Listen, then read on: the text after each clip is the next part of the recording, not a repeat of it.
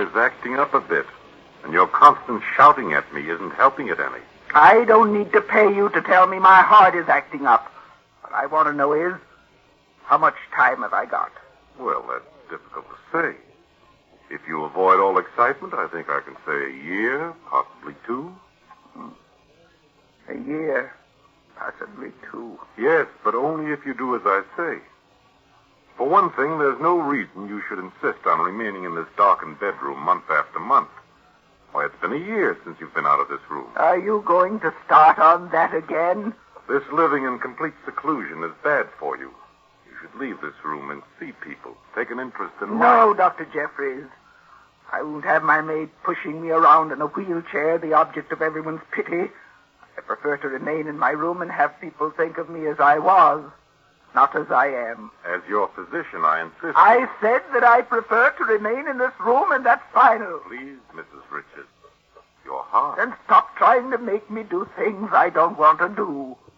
Very well. Only I can't see why you refuse to have any visitors.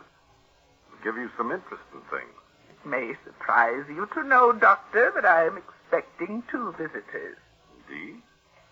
What made you change your mind? I think it's time I drew my will. Before I do so, I want to get acquainted with my only living relatives, my former husband's nephew and niece, Gerald and Millicent. I haven't seen them since they were children, and I'm curious to see what they've become. I understand Millicent is an actress. An actress? You don't mean that your niece is Millie Richards, do you?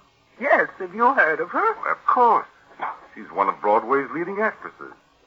I saw her in a play recently and thought she was excellent. She probably drinks and smokes and has been married 6 times. I'm afraid I don't know anything about that.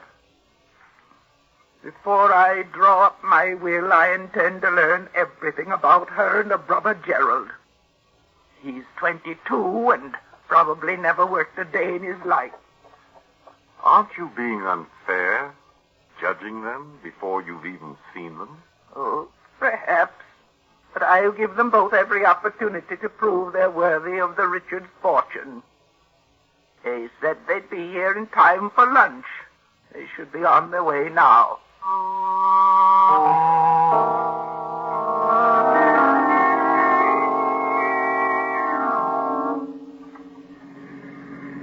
Oh, my head. How's the hangover, brother dear?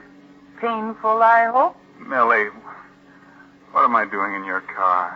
Where are we going? Have you forgotten, darling?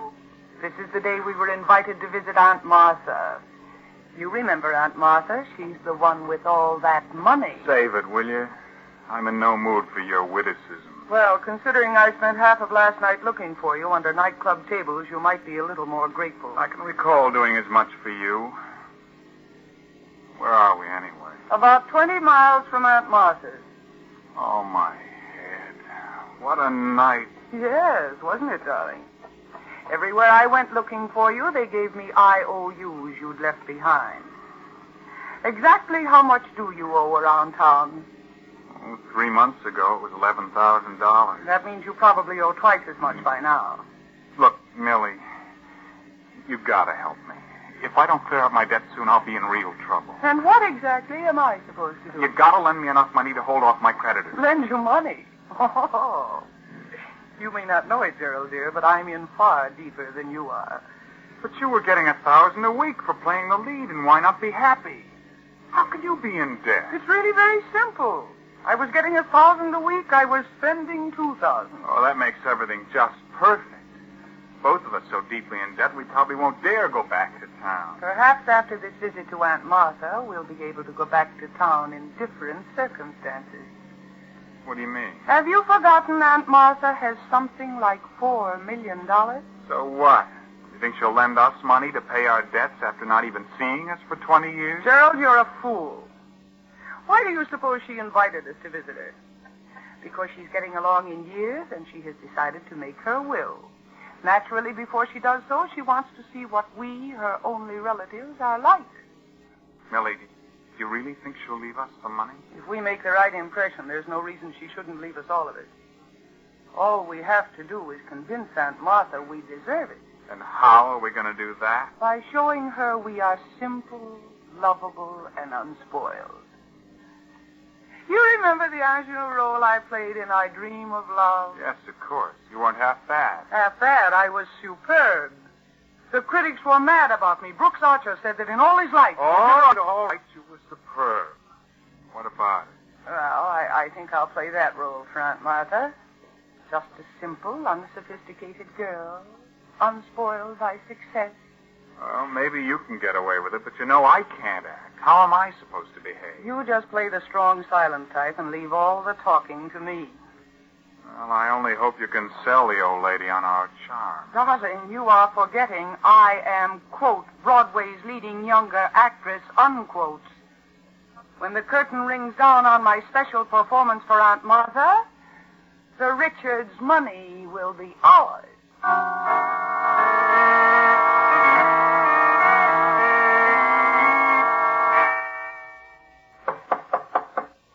Come in. Miss Richards and Mr. Richards are here, madam. Will you see them now or later? I'll see them now, Philip. Yes, madam. Mrs. Richards will see you now. Thank you, Philip. Come in, Mildred, Gerald. Well, it's been a good many years since we've seen each other, hasn't it? Yes, it's been a long time, Aunt Martha. Yes, I've been meaning to call on you for ever so long, Aunt Martha. But my work has always interfered, and just at the last moment. Well, what finally brought you here? Well, when you said in your letter that you weren't feeling well, I simply couldn't stay away. I'm very touched. Of course, the fact that you might get an inheritance has nothing to do with it. Why, Aunt Martha, what a thing to say. I'm not like that. Of course she isn't. Millie doesn't need money. She's one of the finest actresses on Broadway. So I've heard. And what do you do for a living, Gerald? Oh, Gerald works for a Wall Street firm, Aunt Martha. Yeah. He works so hard. They pay him so little. I seem to remember that Gerald's father left him a sizable inheritance. What became of it? The inheritance? Oh, that was lost in poor investments. Yes. I see. I'm afraid there's a good deal about you two I don't know. Well, I haven't done very much, and I haven't gotten very far, Aunt Martha, but Millie's really been a credit to the family name. Everyone's heard of her. Notoriety is hardly a guarantee Why, of Aunt worth. Martha. Now, see here. I want you two to be my guests for a week. Frankly, I want to know what you're like before I decide how to draw up my will. Yes, of course, Aunt Martha. But I hope you'll take care of yourself so you will live for years and years. Thank you, Millie. Now I must ask you to leave me. I'm a bit tired. Why, certainly, Aunt Martha. Of course, Aunt Martha. We'll talk some more tomorrow. I'm glad we're out of there. She stares at you as if she could see right through you. The room's so dark it was hard to see her. But you can tell she can't last much longer. The main point is, did she fall for a little act? If you ask me, she wasn't exactly bowled over by your performance. Nonsense. I played my role perfectly. She's a bit suspicious now. That's only natural. But before I'm finished, she'll be eating out of my hand. Well, I certainly hope you're right. Just give me a week, darling, and you and I will be heirs to the Richards' fortune.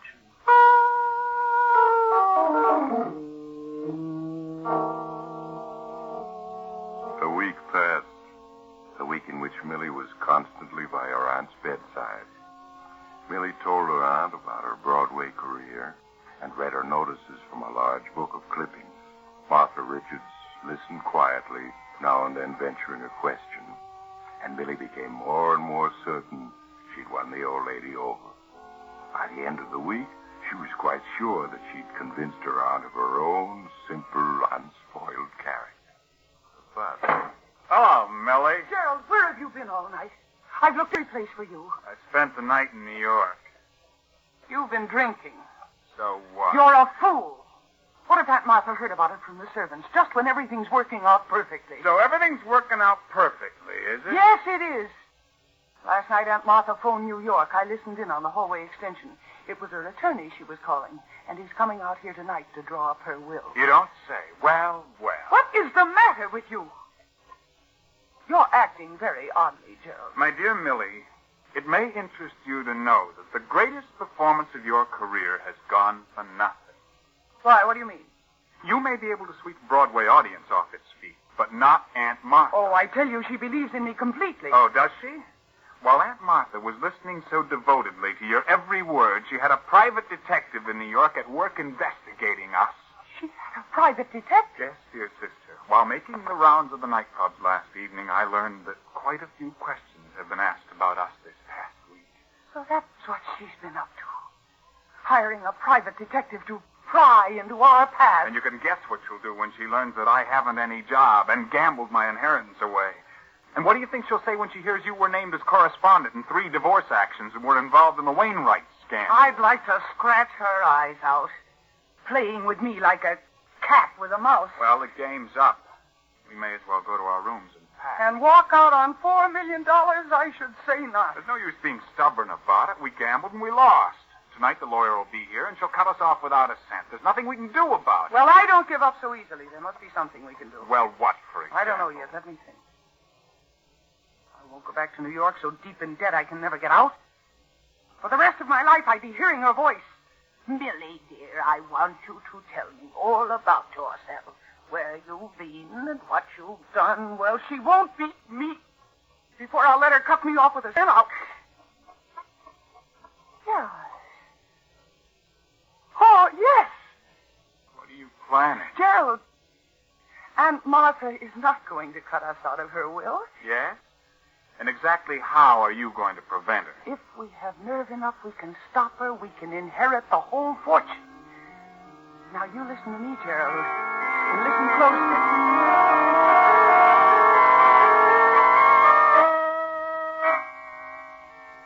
As Millie explained her idea to Gerald, his face whitened, but she scornfully beat down all his objections, and in spite of his fears, in the end, he agreed to do as Millie suggested.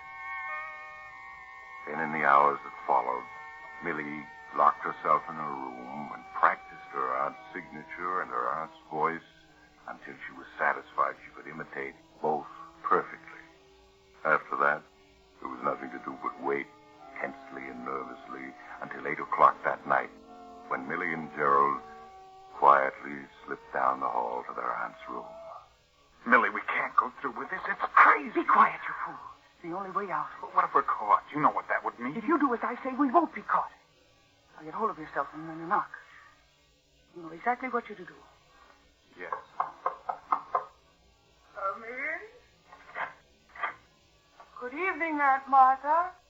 I hope you're feeling well, Aunt Martha. Oh, Millicent, Gerald, come in. Thank you. It's dark in here, Aunt Martha. Shall I turn on a light? No, that isn't necessary. I prefer the dark. Of course.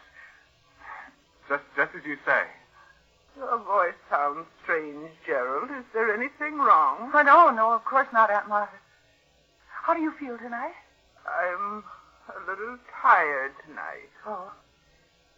Gerald, perhaps you ought to fix Aunt Martha's pillows. She doesn't seem very comfortable. You needn't bother. I'm quite comfortable, thanks. Gerald, fix Aunt Martha's pillows.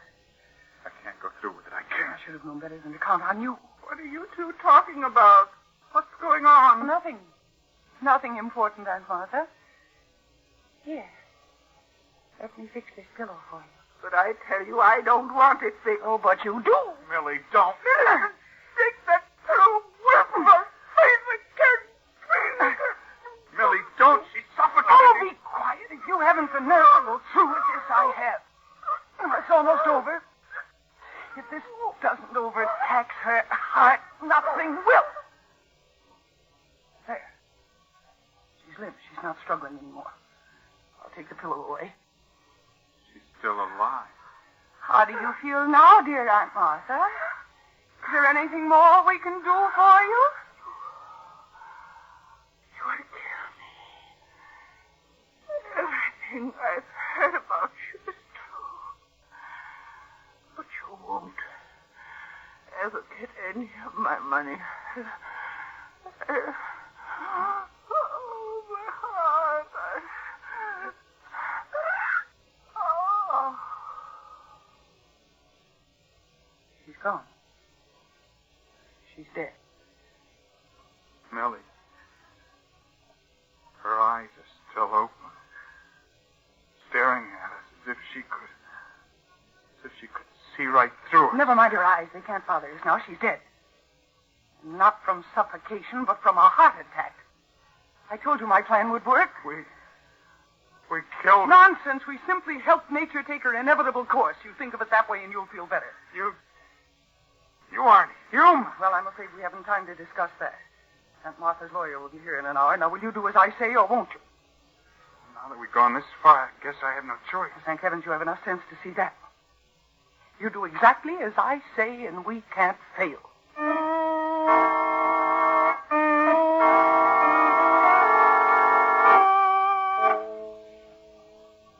Millie, the car just stopped in front of the house. Must be that lawyer, Jordan. No. Certainly is punctual. Are you ready for him? No. I need a little more shading under the eyes. Millie, hurry. You'll be here in a minute. I've never been late for a curtain yet, and I won't be late for this one. There. Now, you help me on with Aunt Martha's bed jacket. All right, here you are. There. No. How do I look? You look exactly like Aunt Martha. If I didn't know her body was in that closet, I'd swear you were her. In the dim light of this room, no one can help but think I'm Aunt Martha. Yes, but what about your voice and the things you'll have to know? I have been practicing, Gerald. Listen to this. As mistress of this house, I answer only those questions I wish to answer, and I assure you I shall not be tripped up. There. Now, does that convince you I can play the starring role of Aunt Martha? Yes, I'm convinced. Millie, quick, get in bed. I hear someone coming. All right. Now, please stop shaking. I tell you, we can't fail. I shall give the greatest performance of my career. Come in. Good evening, Miss Richards. Good evening, Mr. Jordan. Please come in. Thank you. Hope you're feeling well. I'm 67 and I feel 87. Well, I'm sorry to hear that. I don't think, Mr. Jordan, you've ever met my nephew, Gerald Richards. Hello, Mr. Jordan. How do you do? Mr. Jordan, I want to have a will drawn up and signed tonight. Tonight? Well, surely you can't be serious, Mrs. Richards. Vast holdings like yours require a will that will take days to draw up properly. What I want is a simple will dividing my entire estate equally between my nephew Gerald and my niece Millicent. But, Mrs. Richards... I'll be frank with you, Mr. Jordan. I have a premonition that there is no time to wait for an involved will. I see. I've been feeling worse than I've admitted to Dr. Jeffries. Quite possibly I won't be here tomorrow to sign a will. I surely hope you're exaggerating, Mrs. Richards. If I am, we can draw a new will later. Tonight I won't rest easy until I know that my wishes have been put into writing. Very well, Mrs. Richards. If you'll excuse me for a moment, I left my secretary downstairs until I'd seen you. I'll just step out and tell her what you want. She'll draw up the papers in a very short time. Thank you, Mr. Jordan. I won't be long. Well, Gerald, you feel better now? You fooled him, Millie. He's completely taken in. As soon as the will is signed, I'll get rid of him.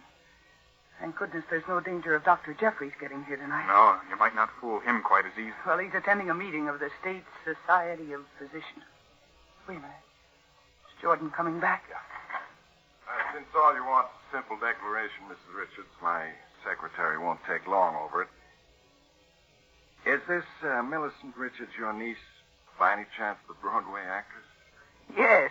Have you seen her? Well, yes, I never miss any of her plays, if I can help it. Indeed. And what do you think of her? Well, she always puts on a good show, but privately, I think she has a tendency to overact. Oh, you think she overacts, do you? Yes. I take her last play, Why Not Be Happy. Why, I think she played it much too hard for comedy. I'd have preferred to see an actress like Joan Walker in her role. The critics didn't agree with you. Gerald, will you please hand me Millicent's scrapbook? You'll find it on the desk there. Really, Aunt Martha, do you think... Gerald, hand me that scrapbook. Very well. I can understand criticism when it's justified, Mr. Jordan, but it seems to me that you're going against my niece's huge public. Here's the scrapbook, Aunt Martha. Thank you, Gerald. Now, just a moment, Mr. Jordan, and I'll read you what the critics had to say about Millicent's performance in Why Not Be Happy. Here we are. This is what Martin Walters, dramatic critic of the Evening Sentinel, had to say. Rarely in 30 years of theater going has this reviewer seen such a fine flair for comedy as was displayed last night by Millicent Richards in her new hit, Why Not Be Happy. And that, Mr. Jordan, is the opinion of one of the best critics in the country. Well, I may be wrong, Mrs. Richards. Naturally, I was only venturing a personal opinion. Excuse me, Mr. Jordan. Yes, Miss Andrews. You finished already? Yes, sir. It's just a paragraph as you instructed. Here's the original and the copy. Good. Now, let me see what you've written. Mm-hmm.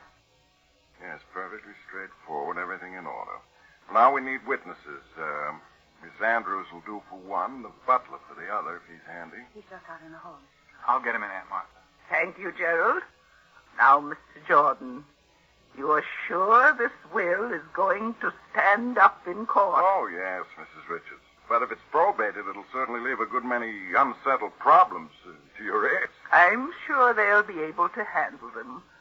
Oh, Phillips. Yes, madam. I want you to witness my will. Certainly, madam. Give me the will, Mr. Jordan, and a pen. Now, Thank you. Now I sign here. right at the bottom, Mrs. Richards. There. Now the carbon copy. There. Now I feel better. That does it, except for the witnesses. Phillips, will you sign here? And here, please. Certainly, sir.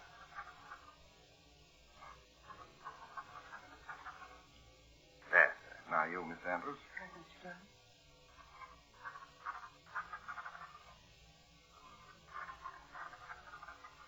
I think that does it. Excellent.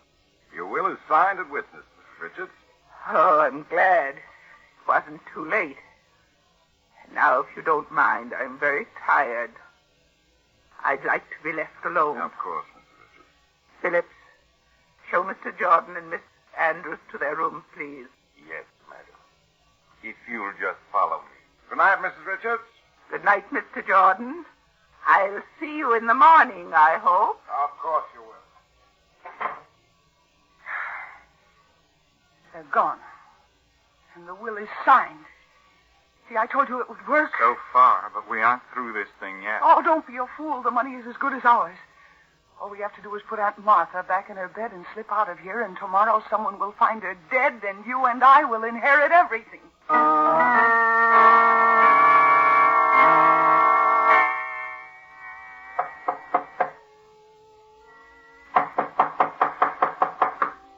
Mrs. Richards.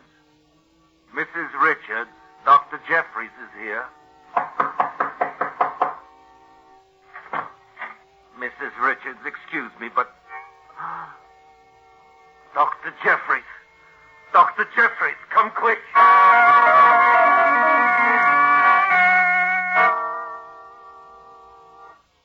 But it's so dreadful. If only we'd known, if only we'd been able to help her somehow. But to think of her dying alone in the night with nobody. Now there, Miss Richards, you must be brave. Your aunt wouldn't want you to take her death like this. You're very kind, Mr. Jordan.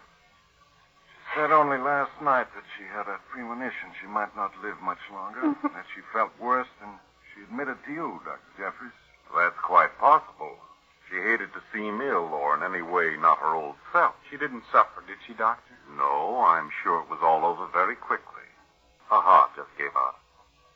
She must have died shortly after you left her. For she's been dead about 10 hours. No, I really didn't take her seriously when she spoke of not living through the night. She seemed so strong when we were talking, as if she'd grown younger.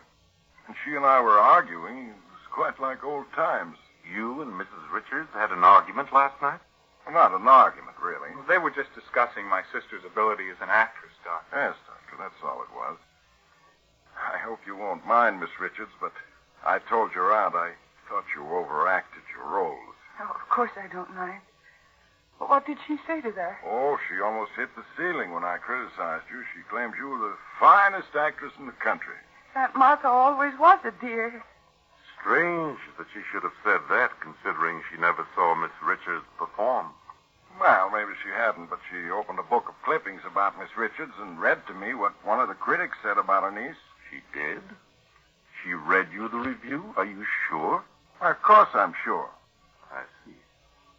And was Miss Richards present at the time? No, I wasn't there, Dr. Jeffries. Why?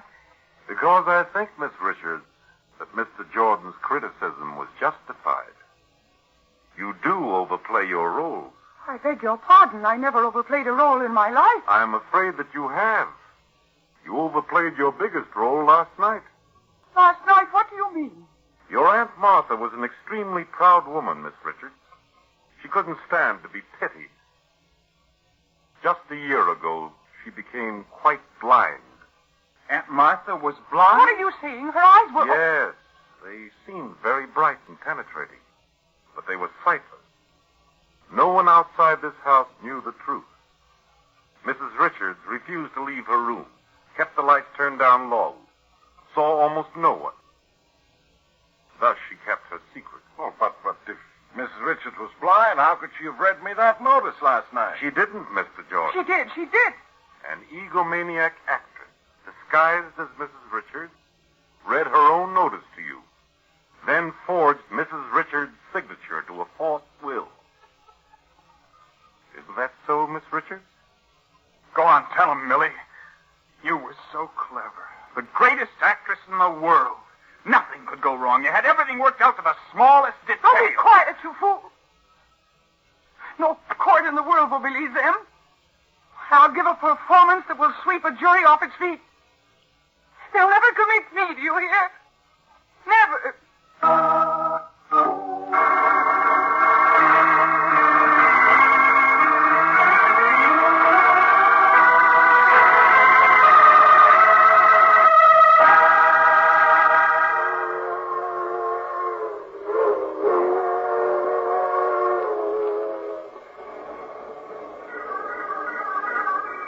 This is the mysterious traveler again.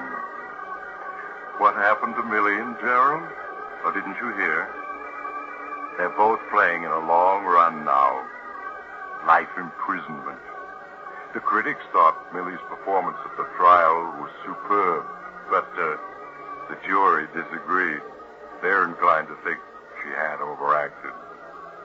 That recalls the case of another actor who tried to play the role of a dead man. He did it so realistically that they buried him and then... you have to get off. These were Maurice Tarplin, Mercedes McCambridge, Gladys Thornton, Martin Wolfson, and Jimmy Lipton. Original music was played by Paul Taubman. Engineer Alfred King. Sound Walt Schaefer. The Mysterious Traveler is written, produced, and directed by Robert A. Arthur and David Kogan.